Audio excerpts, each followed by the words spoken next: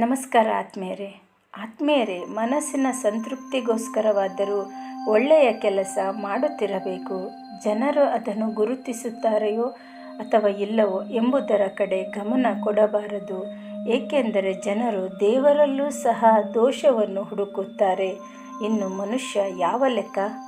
ಮಾಡುವ ಕೆಲಸ ಯಾವುದಾದರೇನು ಅದು ನಮಗೆ ಒಂದು ತುತ್ತು ಅನ್ನ ಕೊಡುತ್ತಿದ್ದರೆ ಅದರ ಮೇಲೆ ಗೌರವವಿರಲಿ. ನಿಮ್ಮಿಂದ ಮಹಾನ್ ಕೆಲಸಗಳನ್ನು ಮಾಡಲಾಗದಿದ್ದರೆ ಸಣ್ಣ ಸಣ್ಣ ಕೆಲಸಗಳನ್ನೇ ಮಹಾನ್ ರೀತಿಯಲ್ಲಿ ಮಾಡಿರಿ.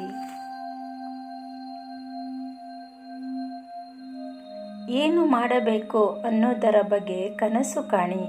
ಏನು ಆಗಬೇಕು ಅನ್ನೋದರ ಬಗ್ಗೆ ಕನಸು ಕಾಣಬೇಡಿ.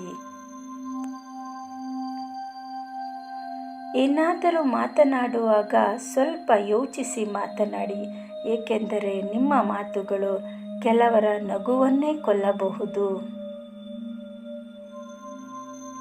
ಈ ಜಗತ್ತಿನಲ್ಲಿ ವಾಸ್ತವಕ್ಕೆ ಹೊಂದಿಕೊಂಡವರಿಗಿಂತ ಒತ್ತಾಯಕ್ಕೆ ಹೊಂದಿಕೊಂಡಿರುವವರೇ ಹೆಚ್ಚು. ಅಂಗಳದಲ್ಲಿ ಗರಿಕೆ ಹುಲ್ಲು ಬೆಳೆದಷ್ಟು ವೇಗವಾಗಿ ತುಳಸಿ ಗಿಡ ಬೆಳೆಯುವುದಿಲ್ಲ. ಅದೇ ತರಹ ಮೋಸ ಮಾಡುವವನು ಅಭಿವೃದ್ಧಿ ಹೊಂದಿದಷ್ಟು ವೇಗವಾಗಿ ಒಳ್ಳೆಯವರು ಅಭಿವೃದ್ಧಿ ಹೊಂದುವುದಿಲ್ಲ. ನೋವು ಮತ್ತು ಅವಮಾನ ಬದುಕು ಬೆಂದು ಹೋಗುವಂತೆ ಮಾಡುತ್ತವೆ. ತಾಳ್ಮೆ ಮತ್ತು ಧೈರ್ಯ ಬಿದ್ದ ಬದುಕನ್ನು ಎದ್ದು ನಿಲ್ಲುವಂತೆ ಮಾಡುತ್ತವೆ. ಸಂತೋಷ ಎನ್ನುವುದು 10,000 ಖರ್ಚು ಮಾಡಿ 10 ಊರು ತಿರುಗಿದರೆ ಬರುವುದಿಲ್ಲ. ನಮ್ಮವರು ಎಂದುಕೊಳ್ಳುವವರ ಜೊತೆ 10 ನಿಮಿಷವಾದರೂ ಮನಸ್ಸು ಬಿಚ್ಚಿ ಮಾತನಾಡಿದರೆ ನಿಜವಾದ ಸಂತೋಷ ಸಿಗುತ್ತದೆ. ಆತ್ಮೀಯರೇ, ಈ ವಿಡಿಯೋ ತಮಗೆ ಇಷ್ಟ ಆಗಿದೆ ಅಲ್ವಾ?